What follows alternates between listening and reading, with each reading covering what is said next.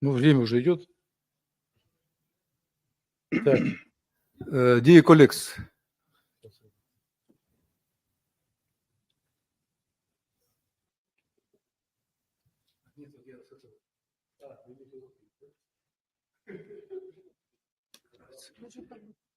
все.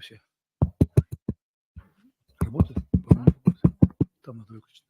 Выключить. Dear colleagues, уважаемые коллеги, so today we have section number 12. Section number 12 related with objectives in the field production technical means and technologies for obtaining, processing, and updating geospatial database, as well as information about natural environment and natural ecological situation. So time from 1 o'clock until 2:30. So moderator is myself, Askar Jusupbekov, my name, director of Geotechnical Institute, and president of Kazakhstan Geotechnical Society, and representative of Department of Civil Engineering, Eurasian National University. And also I have co-moderator of Professor Chunyuk Dmitry Yuryevich, head of Department of Soil Mechanics and Geotechnics of Moscow State Civil Engineering University. Unfortunately, he has some problem with health today and also yesterday. And we have scientific secretary of Daria Shubina. She is a representative of Moscow State Geological University. And also she today plays the role of our also technical secretary of our session. And the first presentation will be by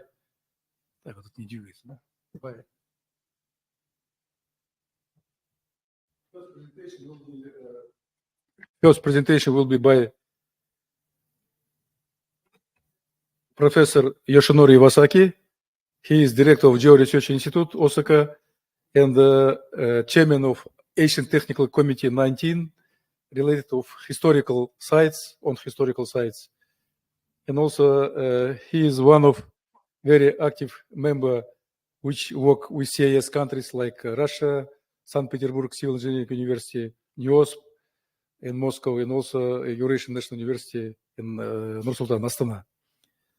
So his presentations more related with surface settlements caused by Earth balance shield tunnel.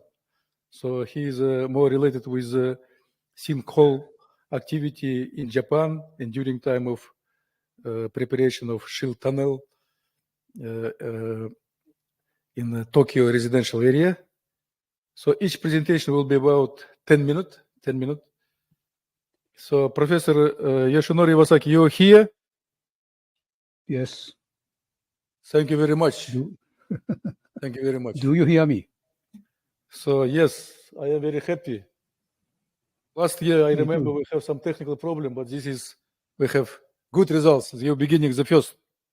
Please.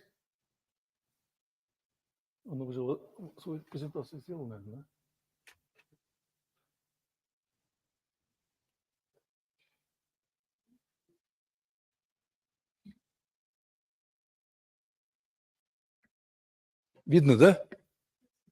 Yes, very good, Yoshi. Very good. Should I expand? This one is all good. Slide.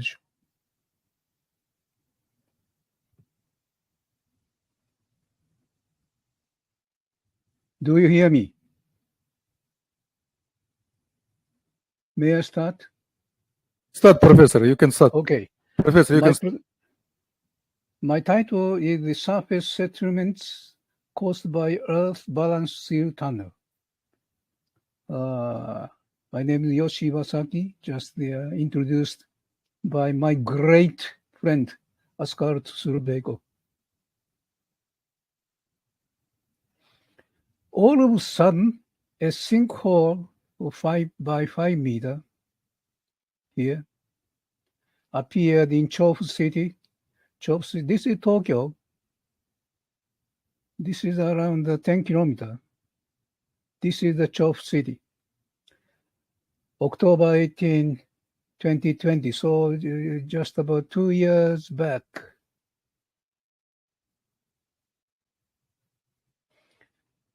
Time sequence is just like this. Before these things happening, almost 3 months ago, very small, narrow street here. And just 3 hours before the accident, you can see some kind of the settlement here. And 40 minutes before, some kind of the water just could be seen. And 2020, October 18th, 12:30, sinkhole appeared. Professor Iwasaki, so Yes. you slide not move. If you move, you want No, just say six figures. so 6 slide not move. Oh, just fixed. Fixed. So if only first slide. We show only first slide. Oh, yeah, right.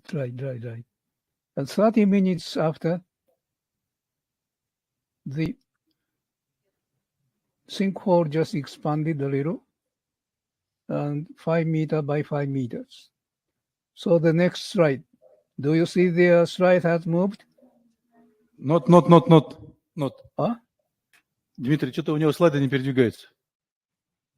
We can see only the title. Title only. Yes. Could you press Какой экран нужен?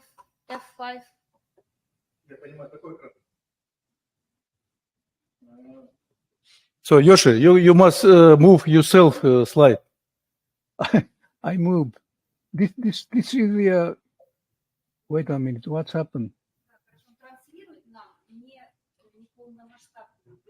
Maybe you can open, Professor. Maybe you can open full screen. Yeah, this is full screen. Now it's okay. How Now about this? Now Okay. it's okay. Now it's okay. Okay. This is. I just return to the not full screen. Okay.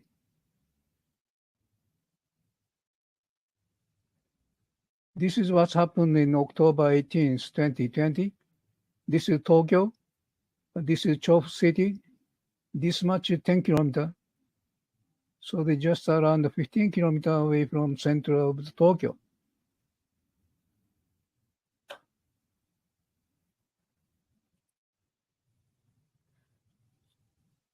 This is 3 months ago.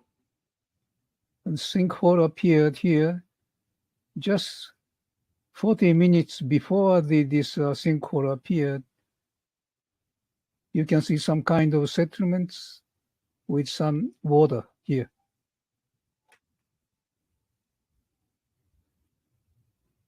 This is a sinkhole here.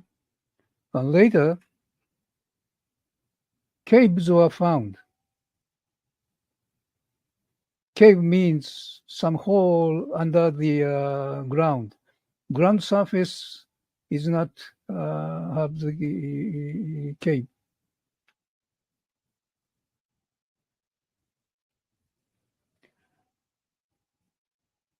And those caves and sinkholes near the sinkhole were found above shield tunnel construction. Shield is just from the here up to north, like this.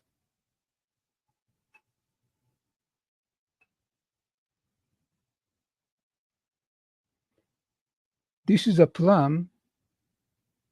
This is a section.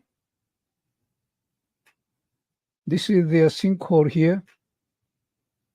And when the sinkhole was found, the tunnel face already gone 131.9 meters ahead from the sinkhole.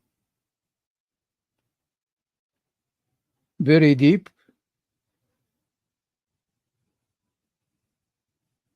The field passed on this sinkhole point September 14th, 2020, so almost 40 days before the accident. This tunnel is earth balance type with a diameter of 16.1 meter. 16.1 meter, very large. How large you can see. Here, those are the people, like a monkey. This is whole size of sealed machine with diameter of 16.1.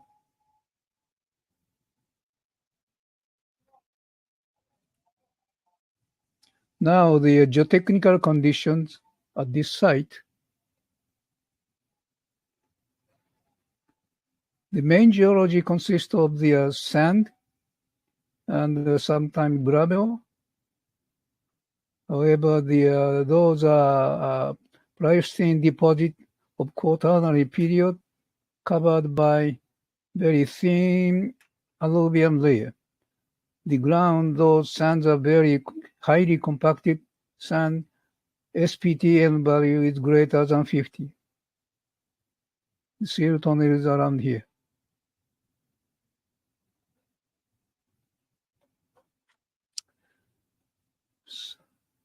So the ground to excavate is very dense.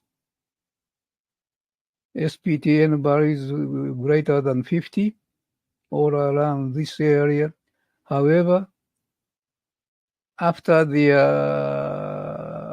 sinkhole and caves were found, tunnel was surveyed with the borings here. This is the around 50.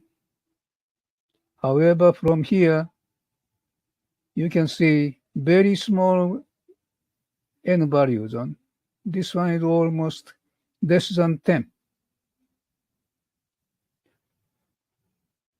These N values less than 50 just expand 200 meters.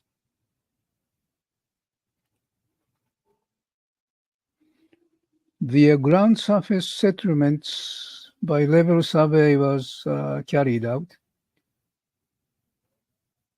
This is the sinkhole here. Less than the 20 millimeters, very small. Just aside from this sinkhole, less than 3 or even less than 10 millimeter. There is another way to observe, monitor the ground settlements, that the synthetic aperture radar, Nikkei Press, Japan, reported the surface settlement by the analysis. They put there two kinds. This is heaved point, and this is settled point, dead one settled, as well as the time sequential. The SAR is the satellite system that turning around the Earth probably 2 times a month. So 2 times a month we can put those measurement results. So just before the 1 month already some settlement is observed by the SAR. So conclusions: very dense ground above the tunnel was found loosened by seal tunneling in Tokyo. A sinkhole on the ground surface and caves in under the surface were found. The surface settlement was rather small, less than 20 millimeter, within the allowable range. However, dangerous sinkhole and caves appeared without any warning.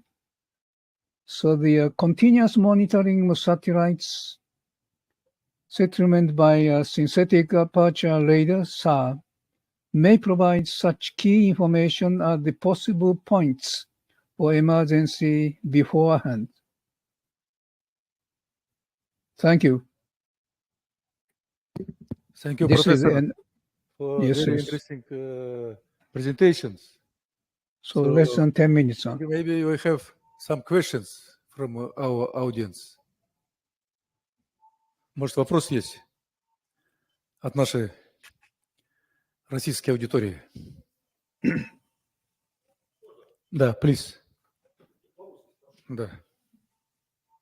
Спасибо за доклад, очень интересный. Ситуация была.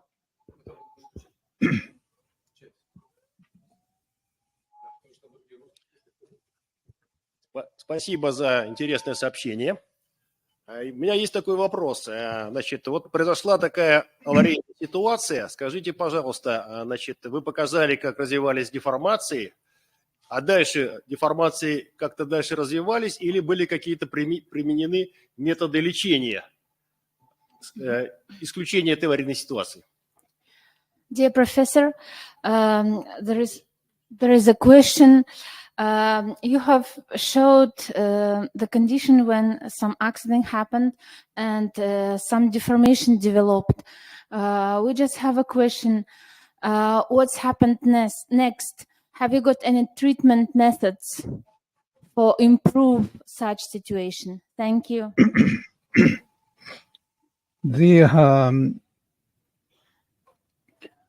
The earth balance pressure tunnel is just behind this cutter head. We have the chamber where the when the tunnel takes the soils into this chamber area, we have to control chamber pressure to make a balance, good balance against the earth's pressure. So this is a very deep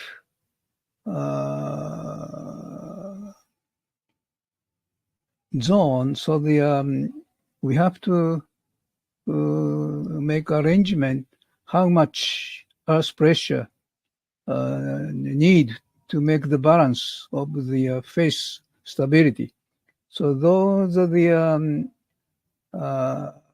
improvement of the method of the tunneling is just going on step by step in situ observational procedure. And the detailed, I will tell you next year in Nur Sultan, our Asian Conference of Geotechnical Engineering of Asian Region. Thank you. Благодарю вас за вопрос. Насколько я поняла, за туннелем находится камера, которая стабилизирует давление. И смысл этой работы в мониторинге и стабилизации именно давления в грунте. А результаты мониторинга и результаты последующего исследования будут представлены в Нур-Султане, 17-й Азиатской региональной конференции. Пожалуйста, приезжайте, я вам расскажу продолжение. Спасибо большое. Спасибо, спасибо. So thank you. I think, thank you very much, Professor Shulyatev. I think it's enough questions because we have another presenters. So thank you very much, Professor Yoshinori Iwasaki. Спасибо, спасибо. And next presenter will be Professor Madi Karkush. Professor Madi Karkush is full professor of civil engineering, University of Baghdad, Iraq. And his today's topic, sustainability analysis of improvement of contaminated clay soil using lime piles techniques. So please, Professor Madi Karkush is also, I want additionally inform, is president of Iraq Geotechnical Society. And also he organized already 3 conferences, 2020, 2021, and 2022. So it is big international conference in Baghdad, Dohuk, and again Baghdad. So now Professor Madi Karkush stay in the Eurasian National University in Astana, and like invited professor 1 month. So please, professor.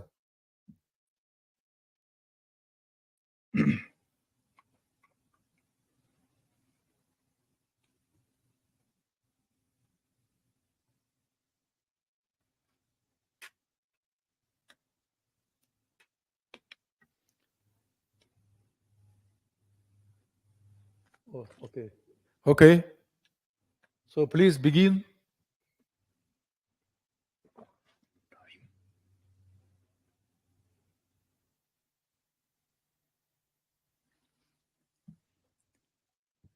Professor Karkush, you can begin.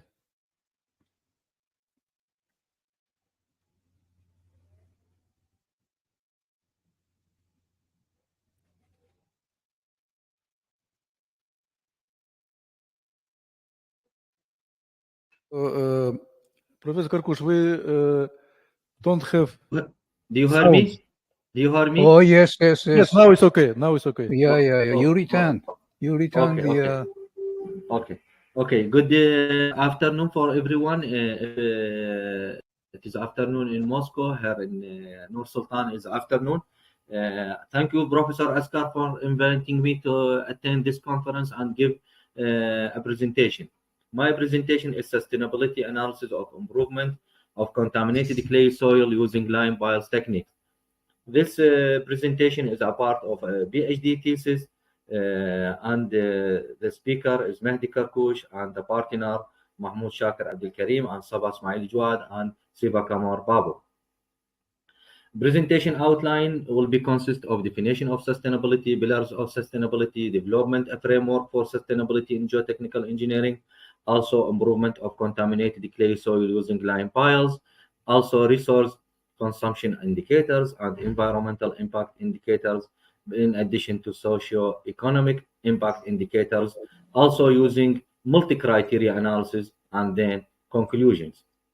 Definition of sustainability. Sustainability is a new term, can be used in all types of science or all branches of science. Excuse me, we couldn't see your slides moving. We can see only the title slide. Please show us the full screen. This is full screen. No, could you please remove the full screen and move the slides manually? Yes, like Okay. this.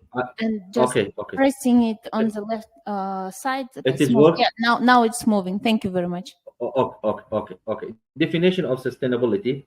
Sustainability is a term that we developed newly and applicable in all branches of science, that we can how continue using our resources and keep our money and save time and don't disturb social. So how we can construct and continue using existing construction without any disturb for community and reduce spending money in maintenance and so other. So what we need to apply sustainability, we need resiliency, that the ability of intercept, prepare, and to adapt change conditions and withstand, respond to, and recover rapidly from disruption of extreme events such as earthquakes and others. Extreme events that are lower probability compared to normal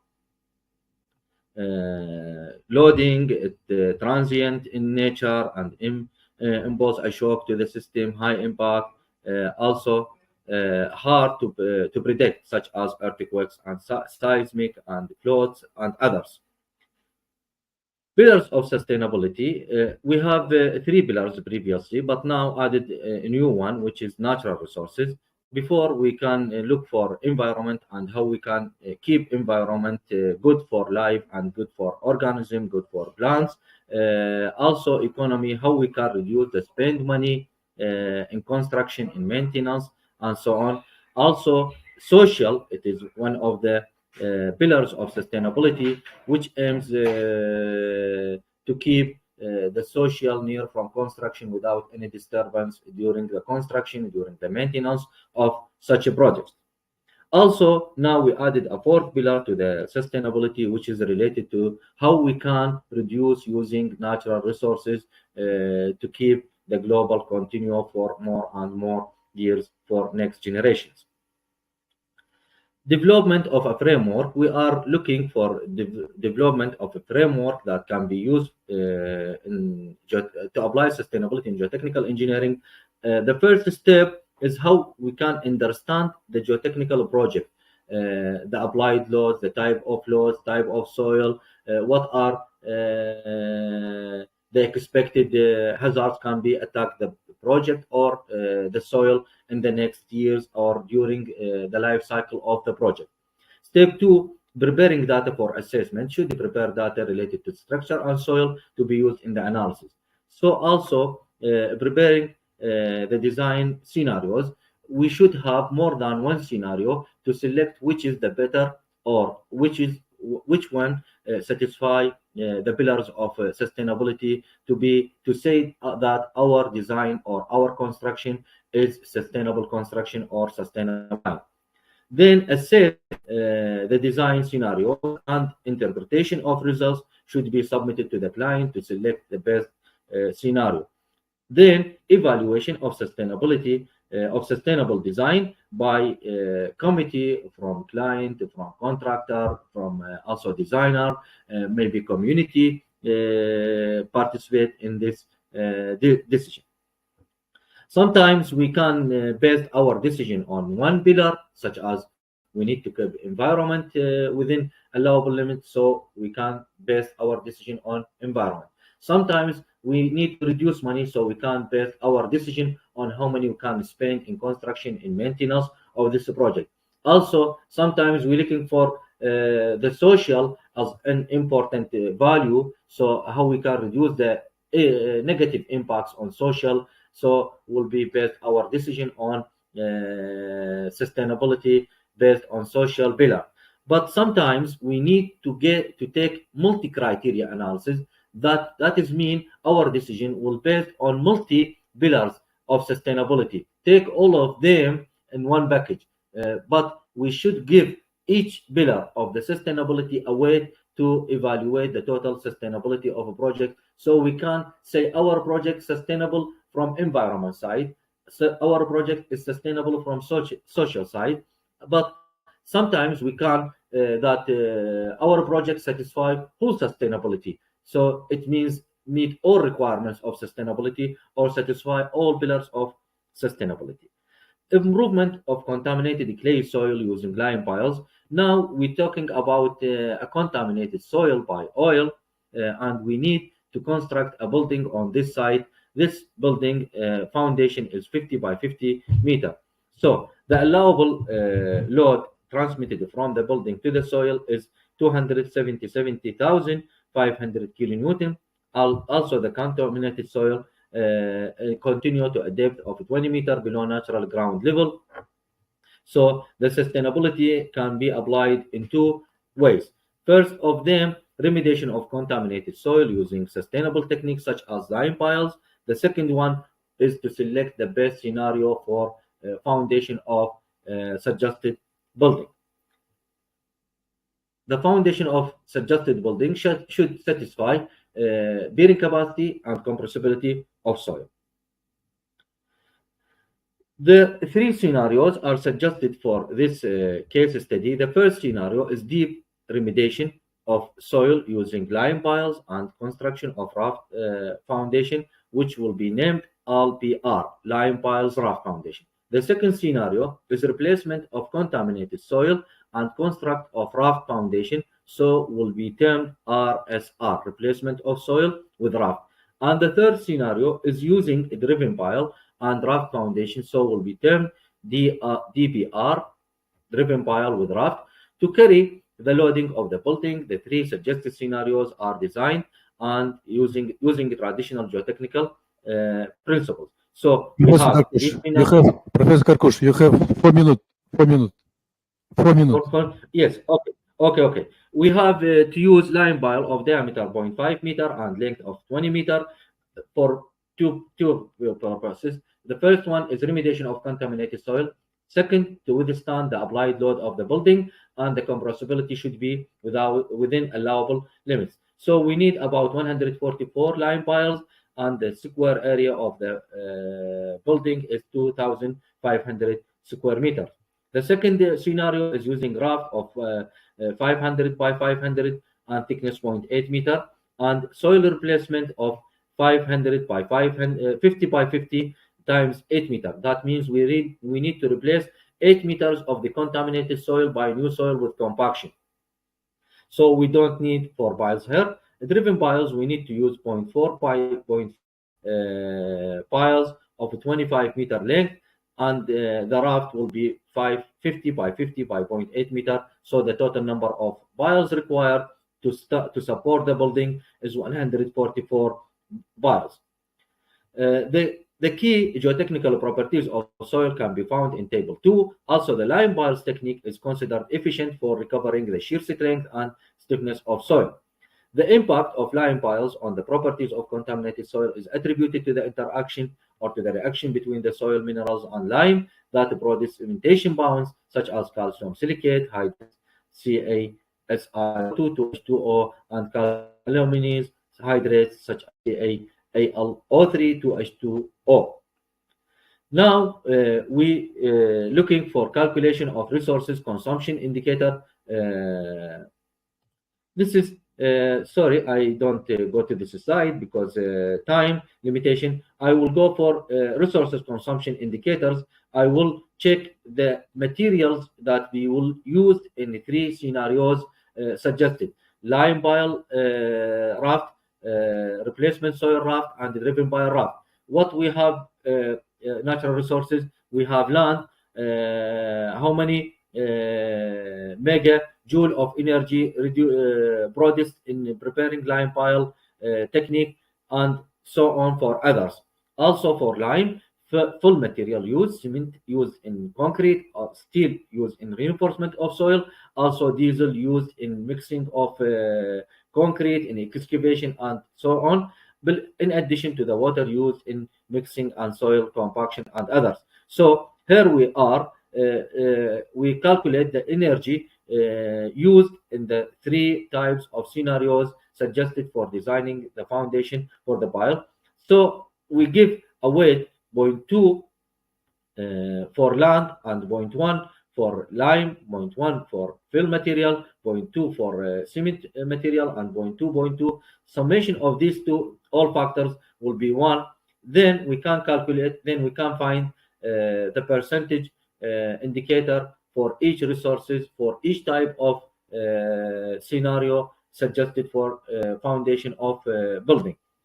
These factors mainly depend on the experience of designer, and also may help the decision, the client, the social, the contractor. That is mean depend on many people, or many people participate in committee to make a decision about this percentage. Now we go for environmental impacts indicator. Now we consider the emission of CO2 is one of the important factors that affecting the environment. Also maybe acidic evaluation for the environment is important for in many projects, from the production of material used in construction to the use of structure.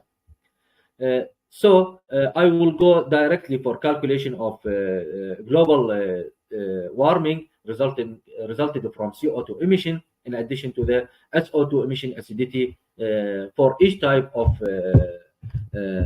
scenarios suggested for foundation of soil. These values depend on standards of a production from materials used in construction of foundation of building. So we have also weight for each of the suggested indicators such as global warming, acidification, and the ecosystem toxicity.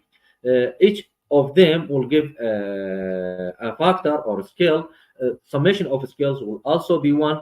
Then we can find the economical impact indicator for each type of scenario, and for each indicator of environment pillar. Then we have final weight here for each of the suggested indicator and for each suggested scenario. Then we have socio-economic impact indicator. We have to make life Professor cycle Karkush, you have analysis. 1 minute. 1 minute. Okay. We should go for life cycle analysis and how much we'll spend from money to construct such building, and how we can get return back the money from rent or selling such a building. So we assume some numbers based on national standards or local standards to construct this building and to return back of this building. So we have to calculate how we can return our money and give an indicator for each indicator in this pillar. Then we have here financial returns. We give a scale 0.6, and also noise and vibration to the community give 0.4. Also we have here final weight for each suggested scenario. Then we can base our decision on multi-criteria analysis, or we can base our decision individually. Here, if we build our decision on socio-economic, that is mean using line pile technique is best one because it is the lowest value. If we base our decision on natural resources, we found that line pile is not the lowest, but the lowest is using a driven pile. So driven pile is the more economy or more efficient for natural resources uses. But if we looking for environment, we can find that using line pile is more efficient for environment. If we are looking for socio-economy, we can find that line pile is more efficient. Then we can make multi-criteria analysis based on socio-economy, environment, and natural resources. This means need also high experience to give a weight for each pillar of sustainability. We give natural resources 0.4, environment impact 0.3, and socio-economic 0.3. So we found that line pile is the best solution or best scenario to construct this building. Conclusions: geotechnical engineering is the first step in construction, and its importance increase with increasing the size of the project. Therefore, a reasonable framework should be followed to ensure applying the concept of sustainability in geotechnical works of the project. In the suggested framework of sustainability, is recommended to use quantitative analysis rather than use qualitative analysis. Using multi-criteria analysis incorporated with life cycle analysis is necessary to evaluate the pillars of sustainability. Also, in the suggested framework, it could be evaluated the sustainability of a project based on one pillar of sustainability or altogether pillars to get comprehensive sustainability for the project. Using the line piles with rough foundation is considered is more sustainable based on environmental impact and socio-economical impact. Also, this scenario is considered the more comprehensive sustainable scenario in comparison with two other suggested scenarios using replacement of soil and driven pile. Thank you for listening, and sorry for extended time for 1 minute maybe. Thank you, Professor Askar. Thank you, Professor Madi Karkush.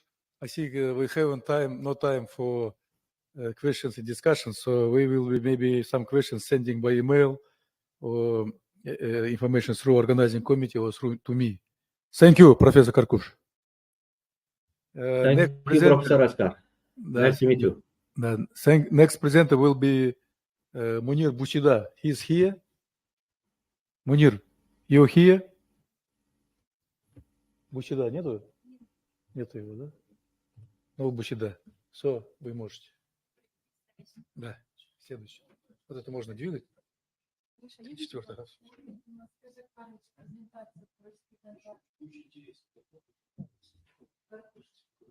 Попросим у него.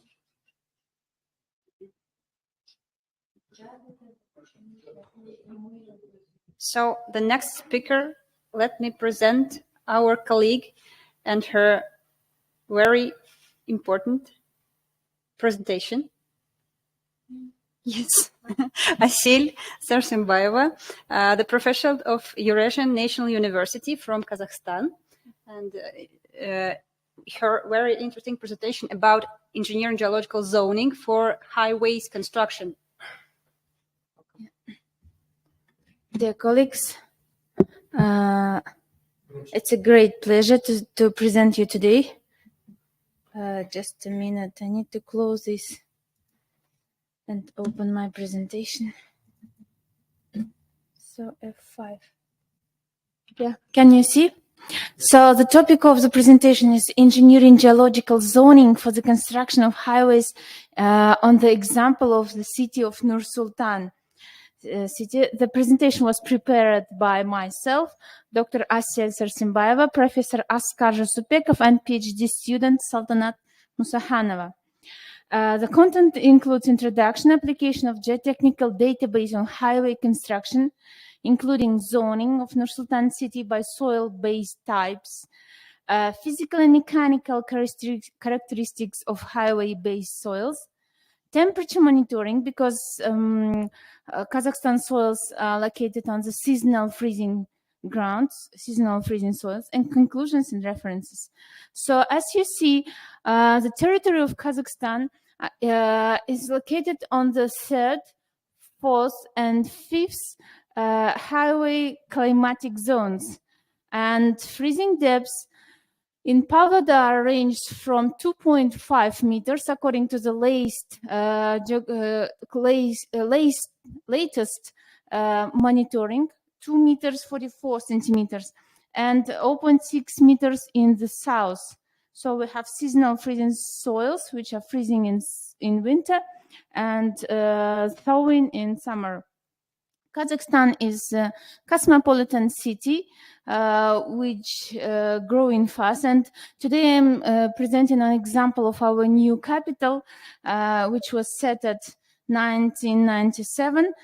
This area increased up to 800 square kilometers, and population of the city is growing now to 1,300,000 people. So quite modern now. We are inviting everyone again to visit next year. And as you know, we developed the geotechnical database according to which the soils, the stratigraphy of the soils in Astana, in our capital, is divided to 8 types of soils. So depending on the layers, we have got such kind of profiles, geological profiles. And you see on the top we have alluvial deposits, and below we have alluvial deposits with some lenses of sand and gravel. And below we have quite coarse soils, including rock debris, drisva. So according to this, we have 6 engineering geological elements. The top one, the first EG, so engineering geological element, is backfill, насыпные грунты, and in some places it's topsoils, либо topsoils, yeah. And the next one, alluvial soils, alluvial soils. And the lower one are quite rigid with high bearing capacity. So we developed in previous years the map which includes the depths of the driven piles, and we know at the moment what kind of lengths we need at each zone of the city. Today we have got purpose to consider the highway structure. So according to the construction of the pavement and base layers, we have got the following structure of the highway. So we have got highway pavement top, pavement, I mean layer, the bottom layer, you can see 10 centimeters top layer of base from a hot high porous asphalt concrete mixture, and the base of the soil at the bottom, which is 2.5 meter almost. So we found out you know that highways are the most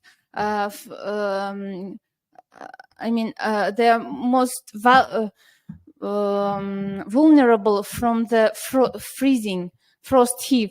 Therefore, we need to consider the freezing depths. So we decided to do temperature observation. We installed the temperature sensors at the depths between each of the layer. So each layer was monitored annually for several years. And here we considered the temperature fluctuation from 19th of December of 2021 till 18 of January 2022. Actually, this winter was quite mild comparing to the previous ones. And therefore, we can see here that temperature of the air dropped just only by 26, 27 degrees, while stabilization of the soils happened at the layer of around 60 or 1 meter length, yes. Comparatively stabilization of the temperature fluctuations. So the freezing, the temperature distribution of the depths at different times, we can see the graph and the temperature distribution at different points of times here. And the results, therefore, we have to, we considered the physical and mechanical characteristics of the soil. There are some physical and mechanical characteristics in natural condition of the soil. So we have moisture content around 20.2%, the liquidity the angle of internal friction 22 degrees, and cohesion 23.5 kilopascal. So there are presented some mechanical and deformation characteristics of foundation soils. And in the conclusion, we'd like to say that according to the study, the greatest susceptibility of to water transfer and its disruptive effect corresponds to depths from 0.5 to minus 1.5 meters from the pavement surface. When analyzing soils, in zones 2 and 3, these depths correspond to the silty soil and loam in zones 1, 3, 4, 5, and 7. And zone 6 had mostly backfill or topsoils at these depths. According to the results of laboratory testing, the soils of the base of highways were classified as quaternary deposits with filtration coefficient 0.01 to 0.13 meters per day and plasticity number of 11.6, which corresponds to light loams. According to geotechnical database, the highway base soils in zone 1, 2, 3, 5, 6, and 7 are alluvial loams. While in zone 4, we have got, at this point, we have got a sand layer, sand lenses. And because sand lens is not so much frost susceptible, okay, the following I will tell. The ground base of the roads as well as layers of pavements remain in stable frozen state with short-term temperature rise up to 6.6 degrees due to subcompensation of heat or heat transfer of underlying layers and have a sufficient margin of safety. So it's quite safe. During short-term increases in air condition, only 25 centimeters of the top pavement are affected. The below soils remain in the constant temperature. So, and to prevent the negative impact and uneven deformation of the subgrade in zones 1 to 8, we decided that it is necessary to provide additional vapor barrier or clean layer at the depth of 57 centimeters before the installation of underlying layer of gravel sand mixture. So like we have got here, yeah, at the before, there is no mouse. Oh yes, I see it now. Here we'd like to provide one more insulation from vapor transfer that would improve the frost susceptibility of the highways. Thank you very much.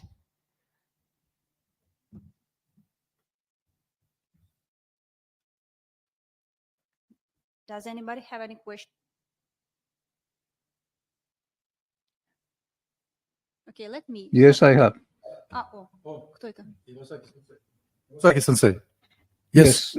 Probably she didn't mention the thermal coefficient of the each soils. That's probably one of the key factor. Also, they have about the water level. Existence of water might be one of the important factors. Yeah, you are right, Professor. The water table also in springtime is found at -1 meter depth, and it's very important. But in winter, water is in the freezing condition, in the frozen condition, and we believe that moisture transfer happens in gaseous condition, in vapor. So Do you measure the water level change through the year? Yeah, in winter it's below 2 meters. Oh, please add the information to the graph. Yeah, you are Yes, right. yes, Thank you yes. very much.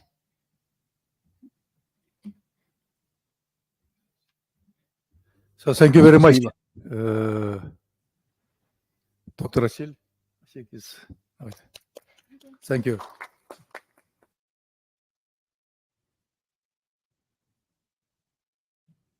Если кто-то хочет что-то спросить на русском, вы не стесняйтесь.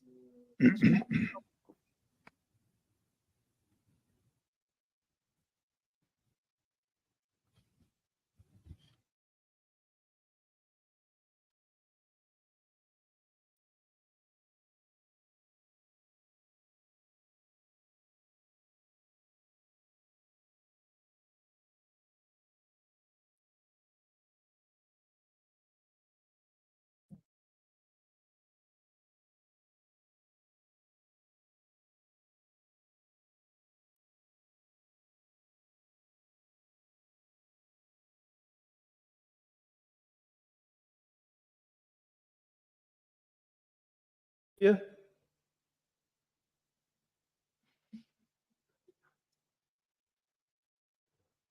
So the name of topic: multi-channel analysis of surface wave methods for characterizations of typical sites in Chennai, India.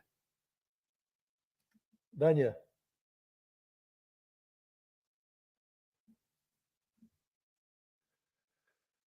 Доктор Дания.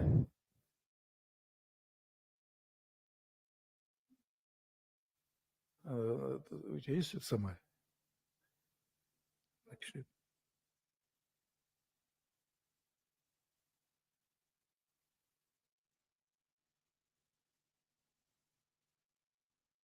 So, Dr. Dania,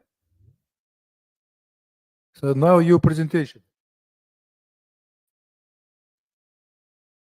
No, Dania, sleeping. А? Отвечает, видно, что он сидит там.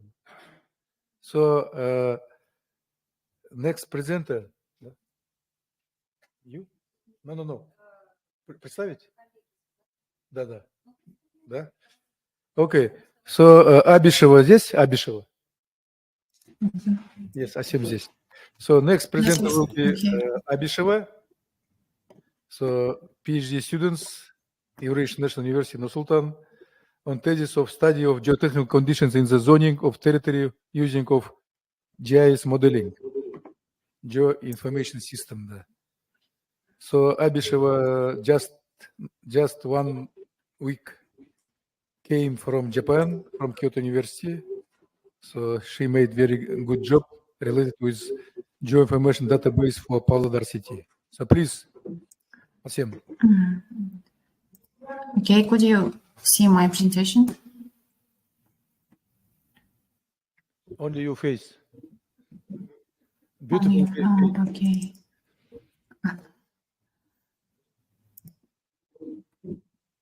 No presentation, unfortunately.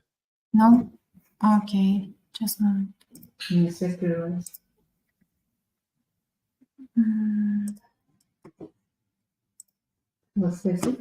Непонятно, вот сейчас. Связь прервалась.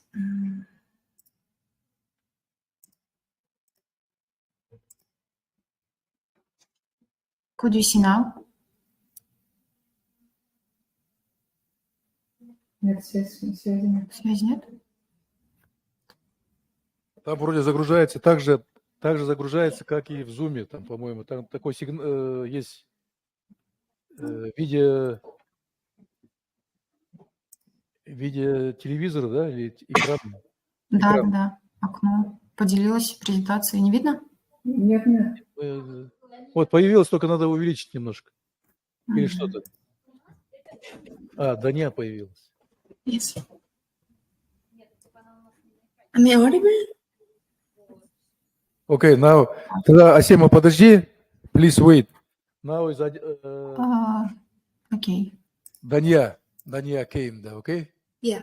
Technical problem. So please, Danya. Окей. You listen? Yes. Danya, you My can presentation. My presentation is visible, right? You can see the screen, right? Yes, we can see your screen.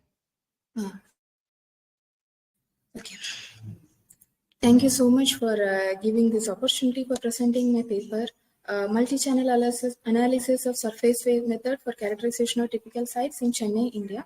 Myself, I'm Dr. Danya JS. I'm doing postdoc research at Department of Civil Engineering, Eurasian National University, Kazakhstan. This paper is co-authored by Professor Bhuminathan from Indian Institute of Technology, Madras, Professor Askar from Eurasian National University, Professor Dubska from Warsaw University, and Cullingan from USA, and Askar. So let me start with a quick introduction. We know that in the recent times, rapid transit systems such as metro, railways, highways, tunnels for water transport projects, where vast mapping of variation in the soil horizon, particularly in the lateral direction, is of great significance.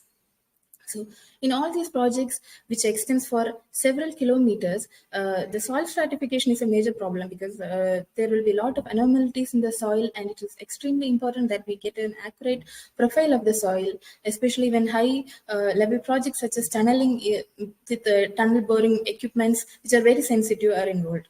And in all these cases, borehole database site characterization may not be adequate for subsurface characterization accurately, because a lot of these projects are being conducted in seismic prone areas, and extensive shear wave velocity profiling is very much important for geotechnical earthquake related site characterization, because a lot of these projects are going through liquefiable soils, and we need to have a thorough understanding of the layer stratification in all these regions. So as I told you before, a lot of times this borehole data alone may not be sufficient, and we need to supplement this borehole data with further shear wave velocity profiles.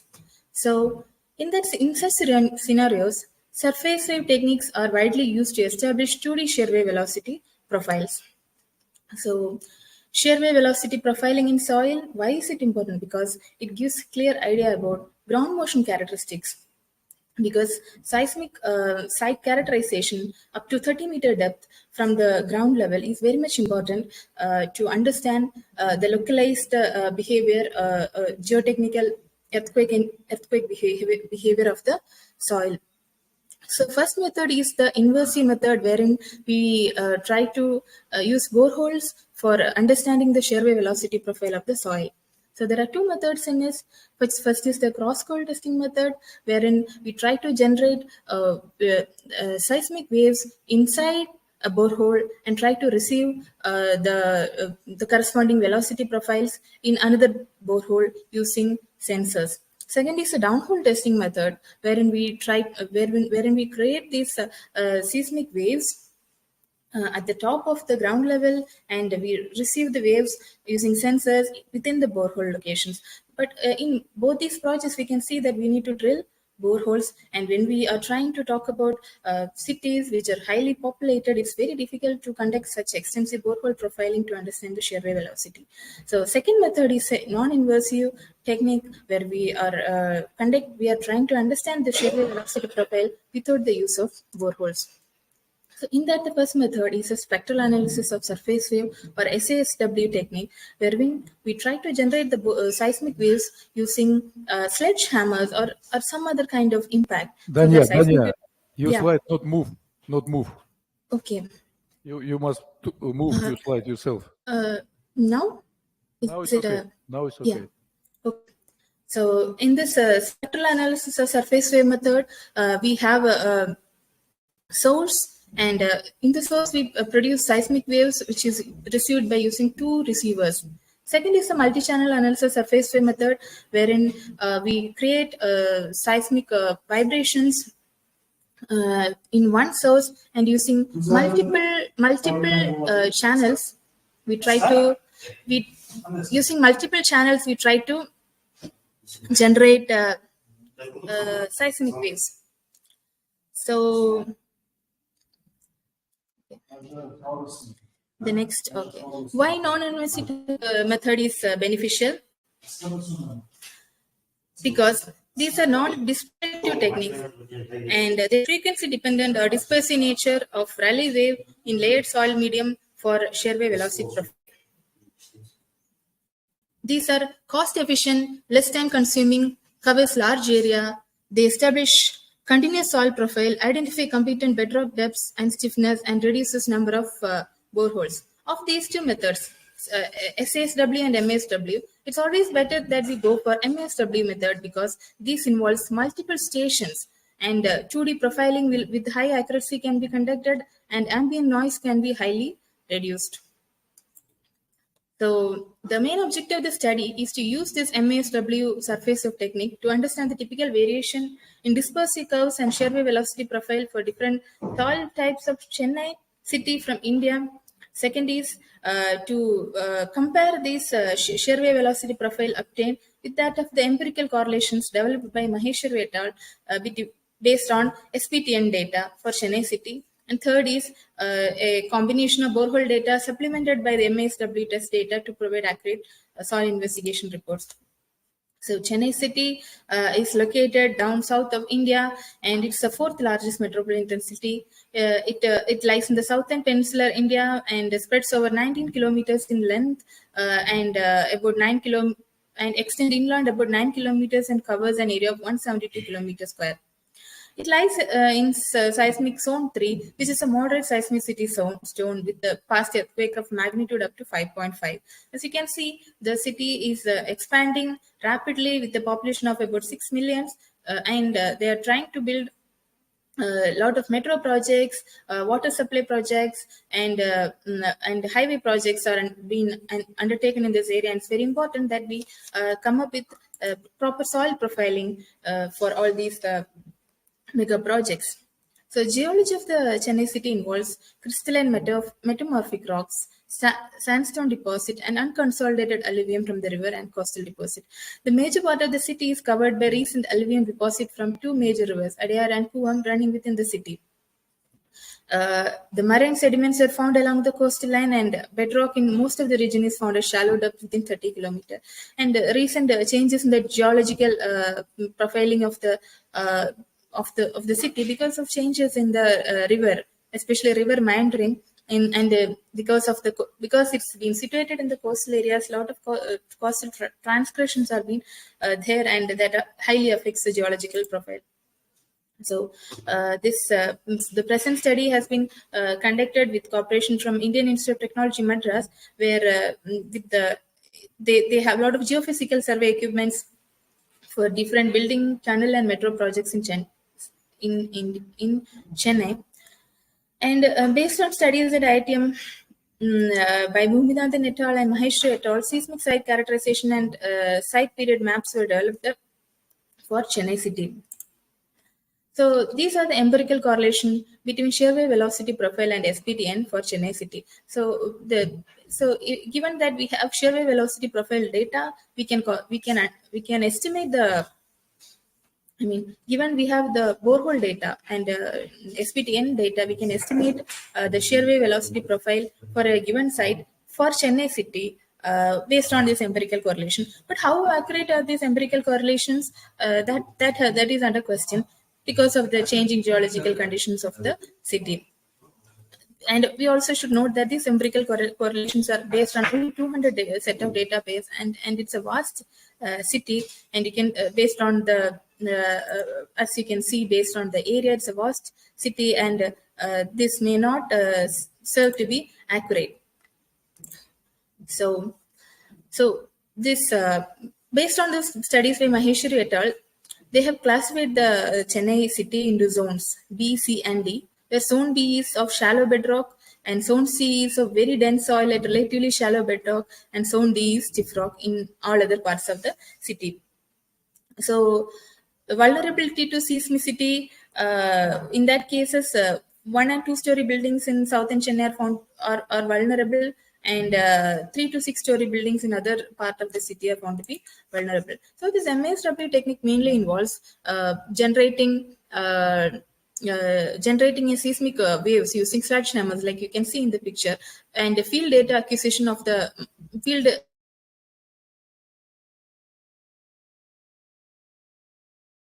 waves have been generated using geophones, multiple geophones. These the resulting relay waves are captured, and these relay waves are later dispersed using this to extract the dispersion curves.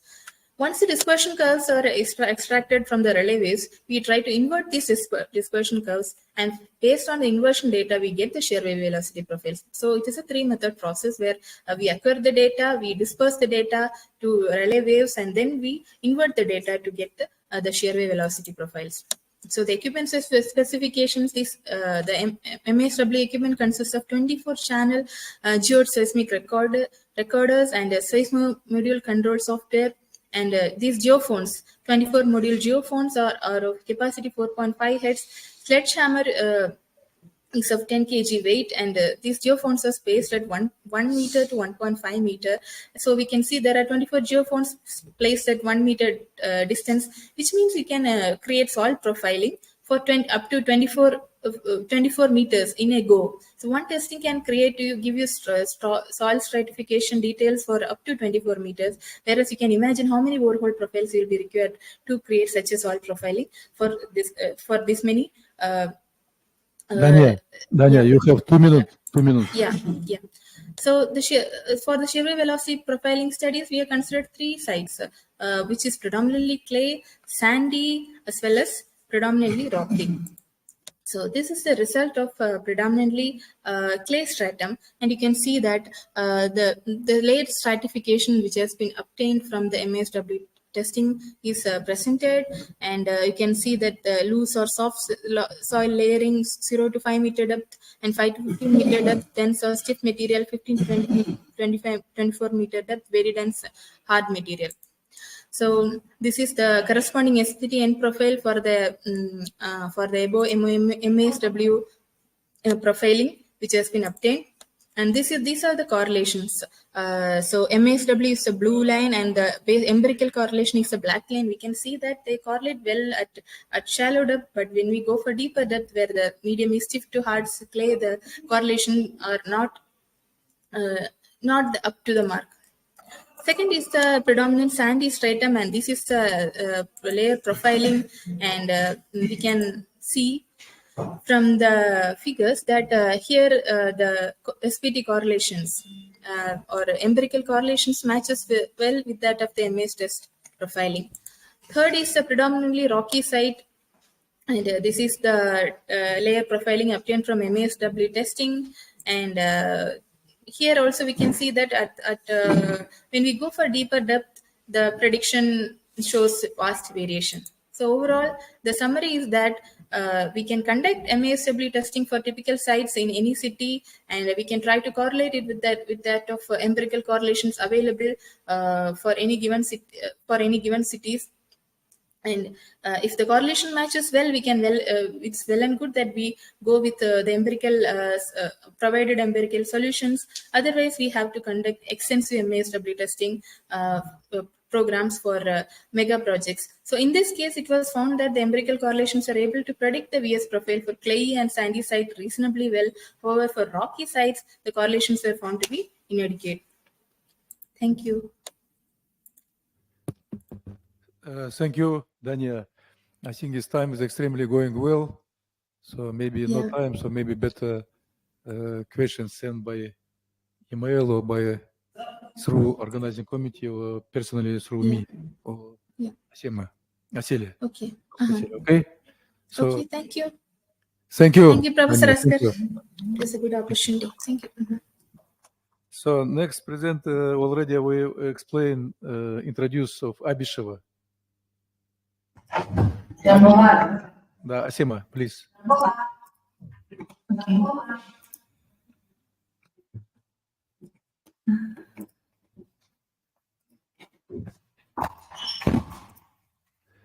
Асема, что-то вот нету вашей презентации. Ваше лицо есть, а презентации нету. Надо найти экран такой, точно так же, как в Zoom. Так, ну я демонстрировала окно презентации. Не Видно? получается, да? Нет, нету. Звук есть? Нет. Попробуйте на D нажать. На букву D. Там должна выйти демонстрация экрана.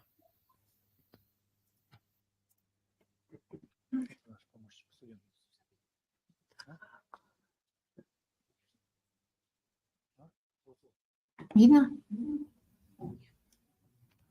Это третий, получается, третий, типа компьютер там нарисован. Третье, да. Где рука поднята, вот с правой стороны между... Нет, у меня вот пока с экрана стоит, я туда и нажала. Угу. Пока с экрана демонстрирую. Так, хорошо, тогда, если не получается, давайте перемещаемся к Алибековой, попробуем. Нургуль.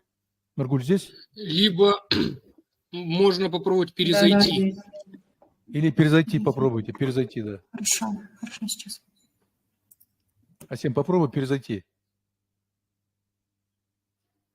Вот сейчас, вроде сейчас все должно выйти. А? Вот все должно выйти. Сейчас появилось.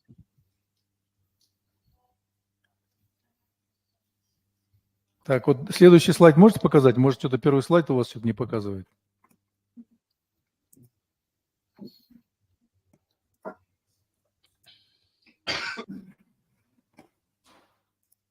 Так, видно?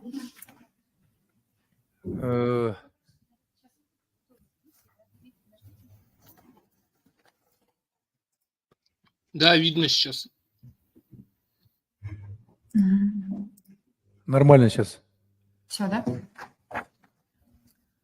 Good afternoon, dear conference participants. I'm third-year doctoral student, and I'm going to present my PPT on the name on the issues of the study of the technical conditions in the zoning of the territory using GIS modeling. I have divided my presentation into 5 parts: introduction, GIS and geotechnical research, zoning as a main tool of urban planning, zoning the territory of the city of Polodar using GIS modeling, and conclusion. Today, the geoinformation system is one of the most promising types of information systems. This technology combines traditional operations when working with databases with the advantages of full-fledged visualization, geographical modeling. Асем, следующий слайд, это перемещать надо. Первый слайд стоит. Next. Вот пошло, да. Все нормально. Ага, окей. The relevance of this implementation in geotechnical research is due to the fact that geoinformation systems and technologies allow creating, storing, analyzing, processing, and providing specially distributed information to the consumer, where special geotechnical maps are the main means of communication for visualization of geotechnical data. Since modern GIS have a wide arsenal of basic spatial analysis methods that can and should be used to solve zoning problems. Zoning, in turn, is the main tool of flexible regulation of urban planning. Consider the construction zoning. You can see the main purpose of construction zoning is selection of the most appropriate types of residential development in terms of number of floors and character in conditions, and the correct placement of the main types of building on the territory of the city, taking into account and relief and engineering geological conditions, and finding the most architecturally interesting solution to the most important elements. The territory of the Republic of Kazakhstan is characterized by a wide variety of engineering and geological conditions. This use of design, construction, and operation of buildings and structures in complex engineering and geological conditions are becoming increasingly relevant given the reduction of areas with variable soils. Therefore, the relevant solution will be the timely development of scientifically sound urban planning and architectural planning solutions for the territory of our country, using the example one of the cities. Pavlodar is one of the main industrial regions of Kazakhstan with a historically formed territorial and industrial complex, which is an important part of the national wealth of our country. Pavlodar, located in northeastern Kazakhstan, 450 kilometers northeast of the capital city of Nur-Sultan and 405 kilometers southeast of the Russian Federation city of Omsk on the Irtysh River. The increasing volumes of construction of all forms of ownership of this city determine a further increase in engineering design and survey work. In connection with the above, the task of generalizing the results of exciting engineering and geological surveys in order to typify and zoning the territory of the city, taking into account engineering and geological conditions. Engineering geological typing is one of the practically significant procedures in assessing the conditions of construction of building and structures. It allows for a more rational study, identification of features, and assessment of engineering and geological conditions to solve many issues of planning, design, and rational use of natural resources. The study considered the anthropogenic load and the geological environment of the city. It is noted that the city has a highly developed industrial industry. The industrial production of the region is based on enterprises of the mining and metallurgical complex and energy. We have 6 type zone: industrial zone, where technogenic load high, and civil engineering multi-story buildings where technogenic load high, low-rise building up to 4 floors, where technogenic load average, and low-rise building, a zone of individual residential building where also technogenic load average, and building free zone where technogenic load weak. The study of engineering and geological conditions of the city using GIS modeling was carried out using the following methodology. The first, the survey area was determined and a map of the survey area is created in CAD program, etc. after CAD. The second, the location of each borehole was indicated and labeled on the survey area map. Third, the exact X and Y coordinates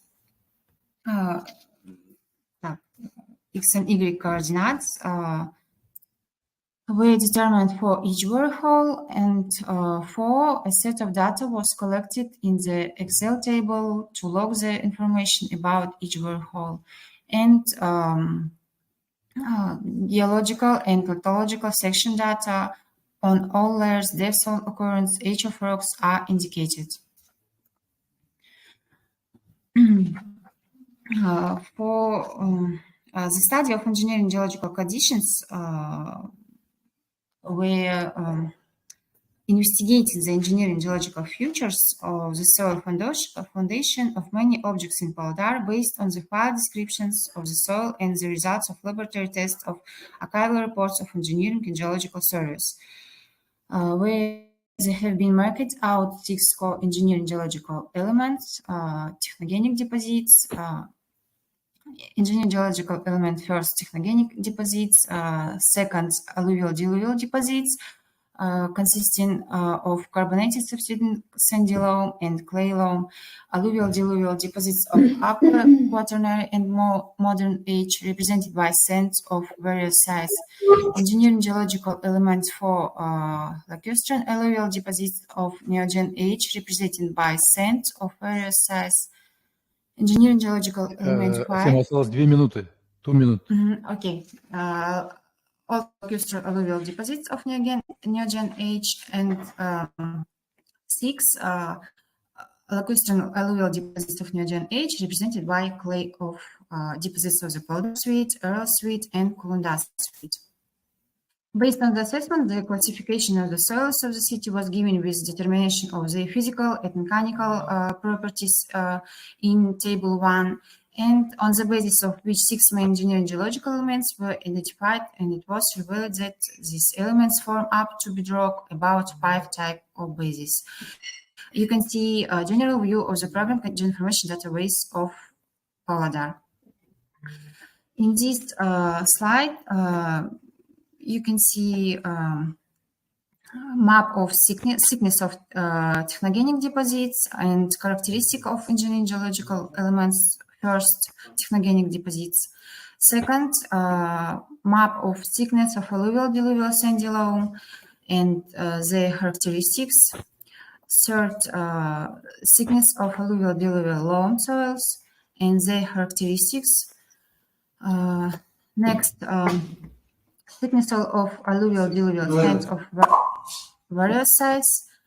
Next, upper elevation of central lacustrine alluvial deposits of Neogen age and also their characteristics. Next, upper elevation of sandy clay loam of lacustrine alluvial deposits of Neogen age and characteristics of engineering geological element 5. And 6, upper elevation of clay of lacustrine alluvial deposits of Neogen age of the Pavlodar Suite, and in this table you can see characteristic of this engineering geological element.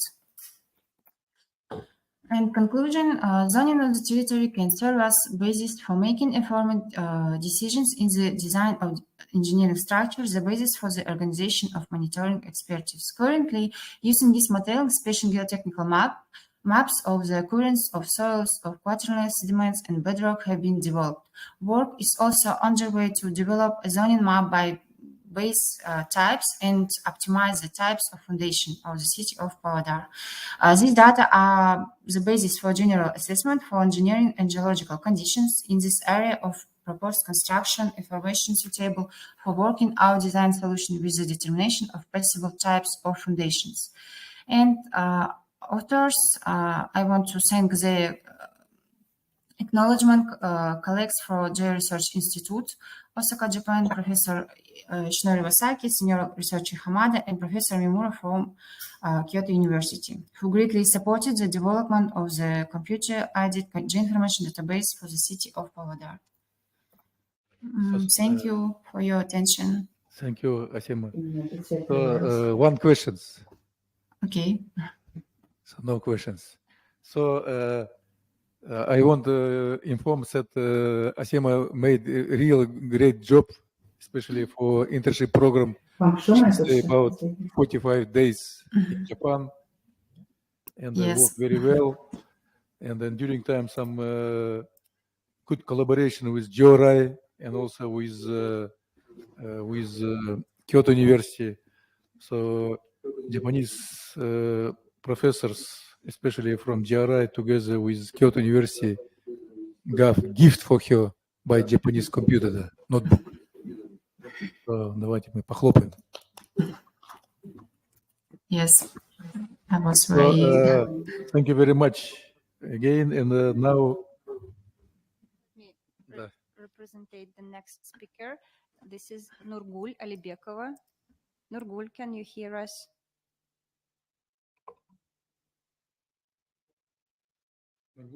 Нургуль, слышно? Доктор Нургуль. Можете включить свою презентацию, да?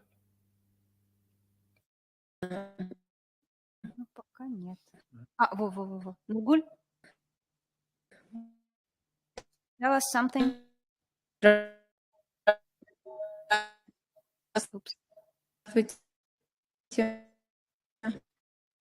Звук прерывается. Почему-то и нет картинки. Слышно меня?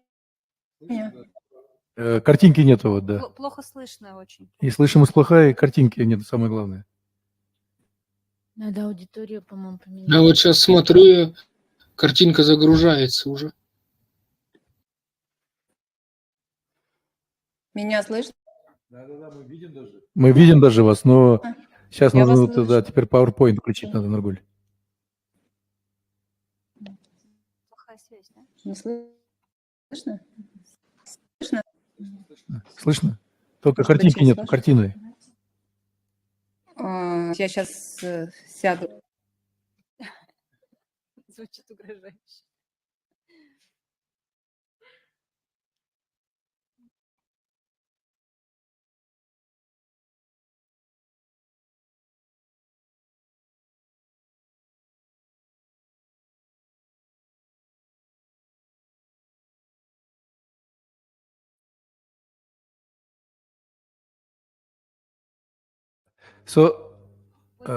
Вот, Нургуль, все включается. Смотрите, сейчас вот, смотрите, Нургуль. Сейчас должно появиться.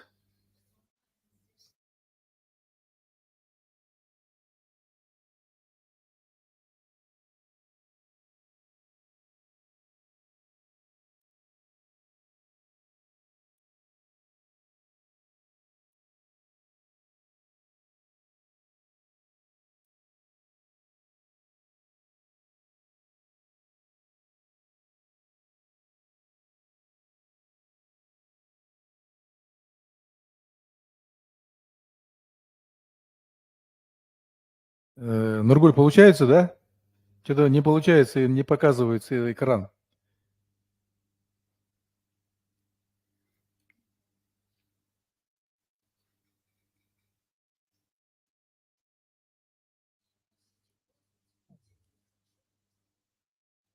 И вот сейчас появляется вроде, сейчас появляется, да.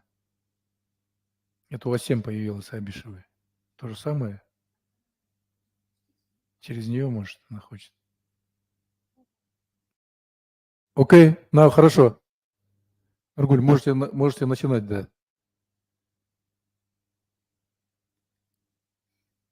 Пожалуйста, Нургуль.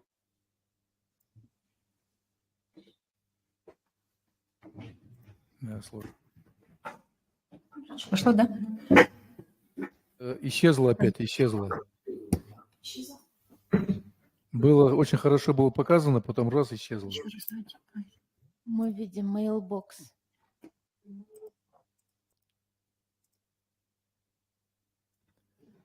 Да, вот сейчас вроде, вот сейчас появилось. Можете начинать. Так, выключи там звук. Вот здесь. Нет.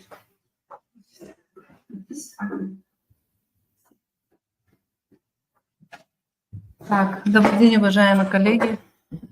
Сегодняшняя тема нашей презентации – применение ГИС-технологий в инженерно-геологических изысканиях. Авторы Алибекова, Жусупбеков, Тлеубаева и докторанта Абишева. Содержание сегодняшней презентации, значит, состоит из 6 разделов: введение, из 6 разделов, таких как введение, современное состояние, основные критерии, разработка и использование ГИС в Казахстане, перспективы использования ГИС в Республике Казахстан и выводы. Немного, конечно, презентация получилась не та версия, которую я планировала презентовать, но во всяком случае за неимением лучше данной презентации. Значит, как вы знаете, на сегодняшний день ГИС-технология у нас существует во всех сферах деятельности, в том числе и в инженерно-геологических изысканиях. Так как ГИС-технологии позволяют оперативно получить информацию о местах застройки. в связи с тем, что она не только дает информацию о месте застройки, но и также может позволить прогнозировать возможные изменения в сфере взаимодействия проектируемого сооружения с геологической средой. Вы все знаете, что ГИС уже не первое столетие актуально развивается. Одним из первых разработчиков ГИС-направления были это сотрудники Хельсинского геотехнического департамента, которые собрали базу данных из 20 тысяч буровых скважин, и на основании которых были разработаны карты четвертичных положений, коренных пород и фундаментов старых сооружений. Далее, после Финляндии, начала широко развиваться во многих странах, таких как Япония, Америка, Россия, Швеция, Чехия, ну и многие другие страны. Одним из первых разработали ГИС информацию на базе данных. Это вот Япония,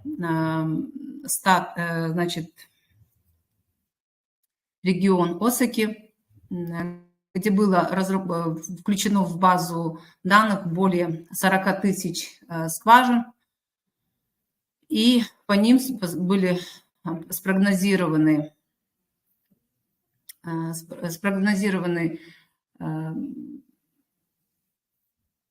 не только типы грунтов, но и также прогнозировались будущие землетрясения, ну и также, которое помогло в будущем его строительстве. Основными критериями разработки в ГИС для инженерно-геологических изысканий являются прежде всего это накопление исходных данных в виде картографической и геотехнической информации. Ну и на основании этих данных мы можем получить карты, тематические карты, отражающие текущее состояние системы, исследование динамики изменений геотехнической обстановки пространства и времени, ну и смоделировать будущее развитие геотехнической ситуации в различных средах. Полноценная ГИС состоит из 4 основных компонентов. Это ввод информации, хранение, оперативное использование и пополнение данных, обработка, моделирование полей, геологических параметров и представление информации в виде карты, таблицы или отчетов. При этом на основании этих компонентов можно создать 3 вида моделей. Это инженерно-геологическая модель, геотехническая модель и геолого-градостроительная модель. Если вот инженерно-геологическую модель мы можем создать уже на основе ввода информации о скважинах, то геотехническая модель создается на основе анализа полученных данных инженерно-геологической модели, и на базе данной разработки мы можем создать карты, такие карты, как карты четвертичных отложений, коренных пород, все согласно по типу залегания грунтов. Далее на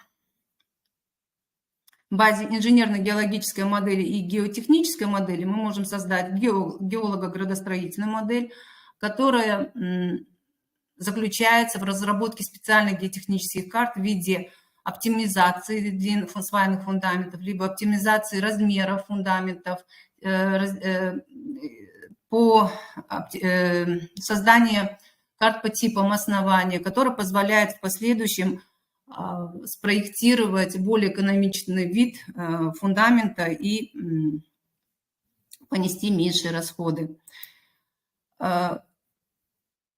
И вот также было с учетом данных, вот, то, что ранее были собраны на территории Казахстана, то есть ранее вы знаете, что в Советском Союзе были крупные такие инженерно-геологические тресты, которые сохраняли архивы, но в связи с распадом Советского Союза все эти тресты также распались, и все перешло в частные руки, что повлекло к тому, что информация о инженерно-геологических изысканиях была растеряна, и что в последующем вело к удорожанию инженерно-геологических изысканий. В связи с тем, что в 1997 году была перенесена столица из Алматы в город Нур-Султан, в городе Нур-Султан, соответственно, начали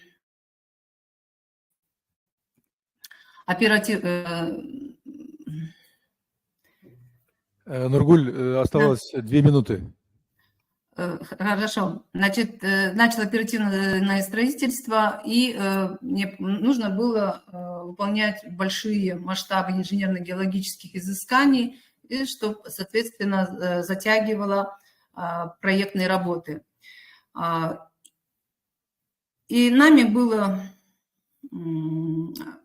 принято решение разработать геоинформационную базу данных для города Астаны, ныне город Нур-Султан.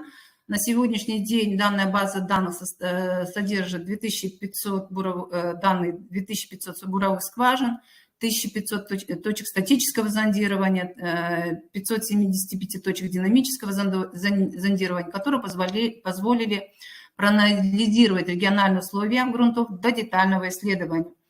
И в последующем, с учетом полученных карт инженерно-геологических, мы смогли, значит, создать геотехническую карту зонирования по типам оснований, и которые с учетом анализа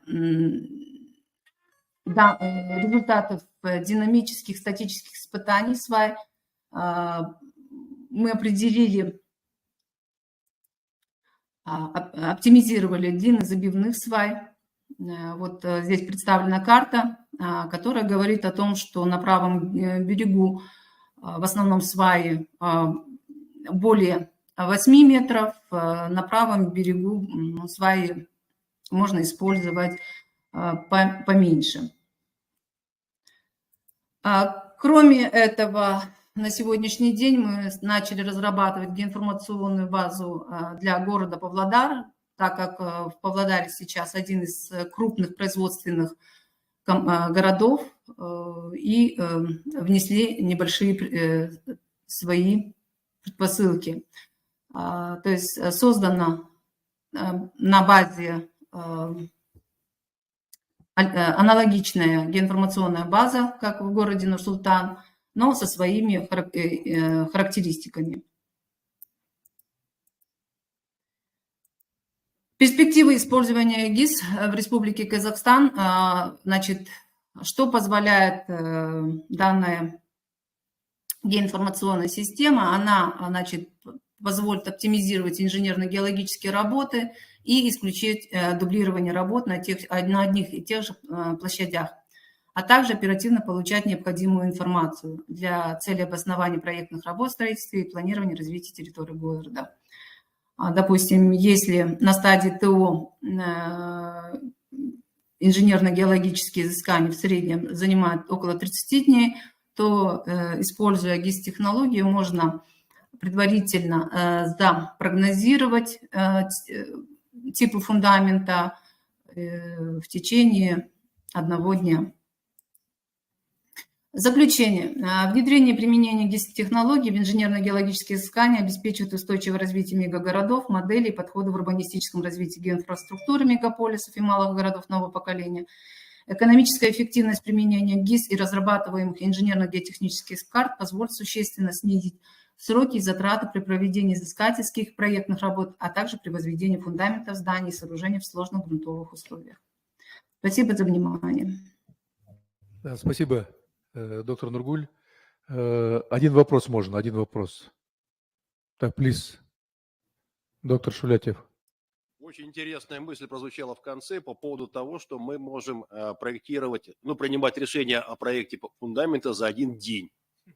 Нужно ли в этом случае какие-то дополнительные еще исследования грунтов проводить? Или достаточно той системы, которая у вас есть, для того, чтобы пройти экспертизу, если она таковая есть, и дальше проектировать фундамент? Спасибо. Нет, конечно, обязательное изыскание необходимо выполнить. Почему? Потому что чаще, когда приходит заказчик в инженерно-геологическое изыскание, он даже и не понимает, какой тип фундамента он планирует. И в связи с этим бывает, что не полностью изучается глубина грунтового основания. Продолжение тогда вопроса. Если придет тип фундамента за один день, наверное, там есть и глубина, и, в общем-то, все вопросы, связанные там с фундаментом, сразу решаются. А в продолжение я хотел бы спросить, я понимаю, что раз принимается уже есть изыскание, то сокращается объем изыскания обычный, который есть, если бы площадка была не исследована. Вот есть ли какие-то результаты, насколько сокращается объем изыскания, насколько экономически выгодно получается внедрение этой системы ГИС? Спасибо. Допустим, у меня на примере моем был такой участок, который в связи с тем, что не было информации у заказчика, то есть на одном и том же участке в течение 3 лет было выполнено 3 инженерно-геологических изыскания. Соответственно, стоимость строительства увеличилась с учетом этих проведенных инженерно-геологических изысканий. То есть если, допустим, геоинформационная база есть, и у заказчика, который приходит в геослужбу и узнает, исследована ли данная территория, то она позволит сократить выполнение инженерно-геологических изысканий. Так, спасибо. Я хотел немного дополнить, что это, в принципе, это как бы не окончательно для рабочего проекта, это нужно для того, чтобы на уровне стадии ТЭО, чтобы заказчик мог понять, сколько примерно это обойдется ему при участии в тендере. Только в этом направлении. Конечно, при рабочей стадии уже проектирования нужно детально уже получить данные по этой площадке. Спасибо. So, у нас time is extremely going well. So next presentation will be make Daria Shubina, Master of Geology, Russian State University for Geological Prospecting from Moscow, obtaining, storing and processing of geospatial data during service of lineal objects. Так, пожалуйста.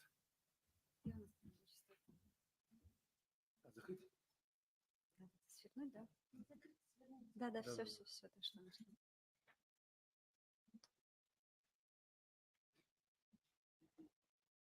10 minutes. Thank you. Okay, let me turn to English again. Sorry for that, but we have an international participants also. Okay, can you hear me well? So I represent not only Moscow State Geological Prospecting University, but also the Avtodor Engineering Company. And today we heard a lot of interesting topics, and the theme of our section is very wide, and everyone who has interesting projects on their scope of field can talk a lot about obtaining, storing, and processing of geospatial data, because we all, what we do as a geologist, we collect the geospatial data. And here I would like to represent our humble attempts to show what we perform. We perform only quality control. So here is some results of our quality control and what we can know about data. So the length of new highways in Russia increases every day, and now it can be measured in thousands of kilometers. Each stage of road construction activities, according with the norms and codes of practices, now must be accompanied by engineering surveys. And the main product of engineering geology, and not only geologists, but other surveys, this is information. Information, as already was said here, can be presented in different forms, in forms of texts, graphics, analytics materials, and digital models. According to great length of highways, today we faces with big amounts of data. The main properties of geospatial data now is like CV's characteristics. This is volume, velocity, and variety. When you collect, process, or store the geological data for a long linear objects, for example, highways, you must consider the following properties of the information. The first one is its variability in time. Also, the information, the geological information, is like attached to 4 coordinates and cannot be swept. I mean that there are 3 coordinates in spatial and 1 in time. And here is a presence of change patterns in space and time, which we must consider, and a significant amount of information. To get an idea about the volume of information received, we can refer to the Code of Practice 446, which we all know. So excuse me, I have not translated this table, but you all know that's it's about the distance between boreholes and along the axis of the highway and on the cross section of the highway. And you can see that even if you have very simple engineering geological conditions, you will have from 10 to 50 or more boreholes per 1 linear kilometer of the highway. So now one of the most significant objects which we study in our organization, we perform the quality control on this object. It's M12 Moscow-Kazan highway. It's a 4-lane highway. Its length is about 800 kilometers. It divided into 9 construction sites, and you can see it on the picture. So you have, Daria, 3 minutes. Okay. I will talk quickly. So the more than 25,000 boreholes were analyzed, and 27% of them were not performed correctly. We checked 18 work programs in 160 editions and more than 3,500 volumes of reports. So you can imagine that it's a great amount of information. Something goes wrong with the text. So now we have another object. It's Dürtüli-Achit on the longing of the M12 to Yekaterinburg. And what I can talk about now, we can perform to this data all the methods that data analytics often uses in their activity, because actually this geospatial data which we collect in the engineering geological surveys is like a type of a big data. So everything that can refer to big data can be performed with this engineering geological data. So here is just an example of what we perform for Dürtüli-Achit, like at the stage of territory planning. We checked 4 sites of this route. Its length is about 275 kilometers. So the common amount of boreholes is 652. We checked 100% of all the materials provided, and it was only 97% from the work plan.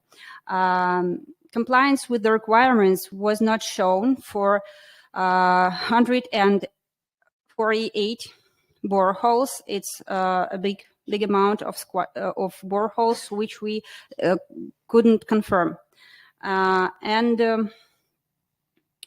You can see some data analytics results.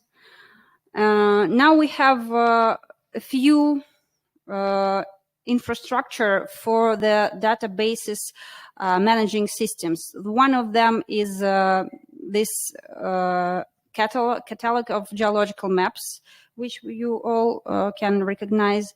And another one is from Engineering Geological Forum, which you can use like a request to get the materials you need. And in conclusions, what I can say, it is necessary to highlight the problem of storing and processing large volumes of engineering geological data. There are different databases, and you all in your organizations have like your own database, but not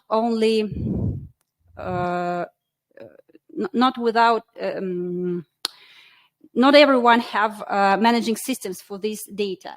And what we need now is infrastructure for common usage of this data to allow the filling and ensuring the adequacy of information. And the main thing about all this, that this information must be adequate. So you need to perform some quality control to fill your databases. Thank you very much. Thank you, Daria. Attention. Thank you. So unfortunately, no time for questions. So you can introduce another final presenter. So I will proceed introducing our next speaker. He is from Research Institute of Underground and Foundations, and his laboratory is concerned with engineering protection methods. And his presentation will be in Russian.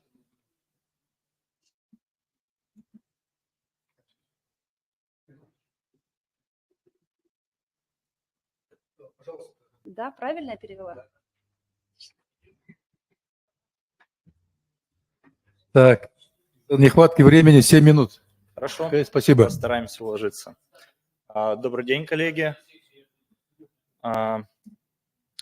Получение прочностных характеристик крупнообломочных грунтов одновременно сложная и важная задача, которая на сегодняшний день в основном решается путем применения расчетных методик. Результаты, полученные данными методиками, зачастую имеют большой запас по прочности, и применение такого подхода привело к тому, что на сегодняшний день в забвение ушли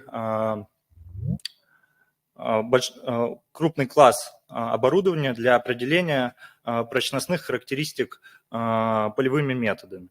Однако в ряде случаев применение заниженных расчетных характеристик грунтов приводит к удорожанию стоимости строительства.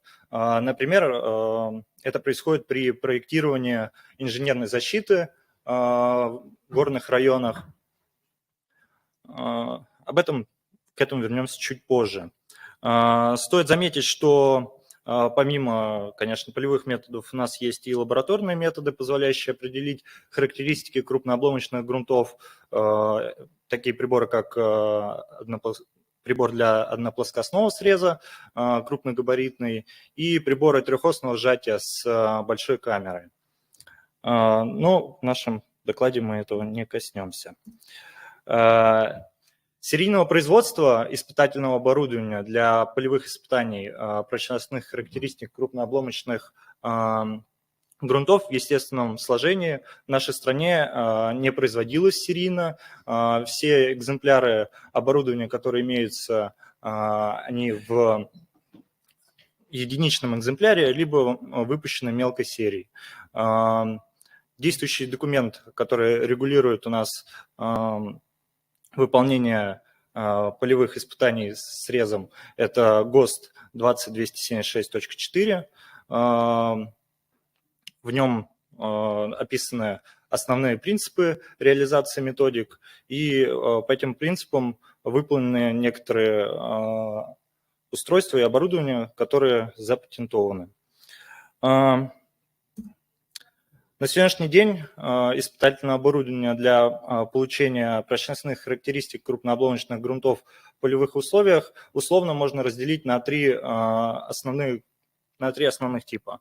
Это установки для испытания методом выпирания призмы в шурфе. Здесь к этому классу относятся приборы, к примеру, разработанный НИОСП имени Герсиванова, установка USD-10. Также Свердловские коллеги разрабатывали, екатеринбургские, прошу прощения, подобные приборы. Следующий тип – это установки для испытания методом обрушения и среза призм под нагрузкой, приложенных под углом. И третий тип – это установки для сдвига целиков. О нем хотелось бы поговорить поподробнее, но быстро пройдусь. Первый пример установки – это у нас установка для полевых испытаний грунтов на сдвиг конструкции фундамент проекта. Конструкция незамысловатая. У нас есть силовая рама, которая крепится в грунт анкерной системой, балка упорная, и на грунт, помещенный в кольцо обойму, передается нормальная нагрузка с помощью домкрата, и горизонтальная также задается через домкрат, который упирается в стенку выработки. Следующий пример – это установки фиксированного среза УПИ, разработки УПИ имени Кирова. Здесь у нас два типа установок. Это установка фиксированного среза и установка двойного среза. Следующий тип установки – это установка DIT. Да. Здесь основное отличие от всех предшественников в том, что сдвиг происходит от отобранного монолита грунта. Любые приборы у нас имеют свои преимущества и ограничения в применимости. За рубежом в основном применяются установки стандартного направленного сдвига, которые регулируются нормами ISTM-D 4554. Иногда встречаются испытания с помощью прямого сдвига, упрощенного прямого сдвига. Здесь они заключаются в том, что у нас добавляется гибкая тяга, и нормальная нагрузка передается с помощью естественного пригруза, то есть ставятся блоки, задающие нагрузку вертикальную. В 2020-2021 году сотрудниками НИОСП имени Герсиванова была разработана и испытана установка для проведения полевых сдвигов в шурфе. Установка была заимствовала, конечно, основные принципы существующих устройств, но ряд узлов был модернизирован, что позволило значительно облегчить саму конструкцию и сделать ее более мобильной. Испытания проводились на склоне горы Эльбрус. По результатам испытаний были получены прочностные характеристики грунтов, которые были значительно выше, чем характеристики, полученные на предварительных расчетах, выполненных по методике Дальний-ИС. Соответственно, сейчас ведутся доработки и модернизация данного устройства. В частности, ведется подготовка рабочей части сдвиговой установки для определения характеристик методом прямого простого сдвига, разработка методик испытаний. Также ведется подготовка силовой части конструкции для возвращения срезной обоймы и проведения испытаний по подготовленной поверхности. и подготовка измерительной части для испытаний с использованием датчиков порового давления в крупнообломочных грунтах с глинистым заполнителем для определения эффективных напряжений и оптимизации методики испытаний. Перейдем к проблемам применения полевых методов исследования крупнообломочных грунтов. Первая проблема – это проблема проходки шурфов и необходимости проходки шурфов, траншей или шахт, необходимых для подготовки площадки испытаний. Эта проблема включает в себя три аспекта. Первый – это значительная трудоемкость и материалоемкость работ, не всегда реализуемая даже на освоенных территориях, и не говоря уже о инженерных изысканиях при пионерном освоении. Также при проходке горных выработок в пятне застройки зданий и площадных сооружений создание выемок грунта ухудшает грунтовые условия, как за счет замены хорошего грунта материалом обратной засыпки, так и за счет разгрузки массива вокруг горной выработки. Осталась минута, Дмитрий. Да, хорошо. На природных склонах необходимо учитывать возможность активизации склонных процессов как во время проведения земляных работ и проведения испытаний, так и после рекультивации по окончанию испытаний. Вторая проблема крупная – это то, что обеспечение минимального допустимого размера целика, который зависит от крупности материалов. У нас в ГОСТе нормируется размер диаметра кольца по отношению к включениям, которые мы испытываем, и он у нас составляет отношение 1 к 5, что приводит к тому, что если у нас будет размер средней фракции около 400 мм, то кольцо нам будет необходимо размером 2 метра. Ну и третья проблема – это проблема поддержания нормального издвиговой нагрузки из-за длительного проведения консолидированно-дренированных испытаний. Перспективные задачи, которые были нами выделены, это разработка полевых методов определения прочностных характеристик крупнообломочных грунтов, применяемых на глубинах более 5 метров, не требующих разработки больших открытых горных выработок. Это разработка методов оценки строительных свойств крупнообломочных грунтов, содержащих значительное количество обломков растворимых, размягчаемых пород. Разработка методики и оборудования для определения прочностных деформационных характеристик мерзлых крупнообломочных грунтов при использование первого принципа строительства и их нормирование. Также валидация результатов полевых и лабораторных методов определения прочностных и деформационных свойств крупнообломочных грунтов, получение зависимости для оценки свойств крупноскелетных грунтов и разработка и нормирование для подобных грунтов оценочных методов по аналогии с использованием у скальных массивов. То есть оцениваем как разборную скалу крупнообломочный грунт. Ну, собственно, Спасибо. На этом все. Спасибо, Дмитрий. Я думаю, что, к сожалению, на вопрос уже времени нету, уже время мы как бы уже истекло. Еще хотели фильм показать, даже на фильм у нас уже нет времени, поэтому я хотел поблагодарить секцию за проведение докладчиков. В частности, I want to say deep thanks for our presenters from foreign country and also from Russia. It is very good for interact together because it's very important the topic of this session. So unfortunately, time is extremely going well. So I invite you next year. It will be 17 Nation Regional Conference, Geotechnical Engineering Conference in Nur-Sultan, 14-18 August. It will be, this section will be also included for this conference. So thank you for your attention. See you in Astana next year.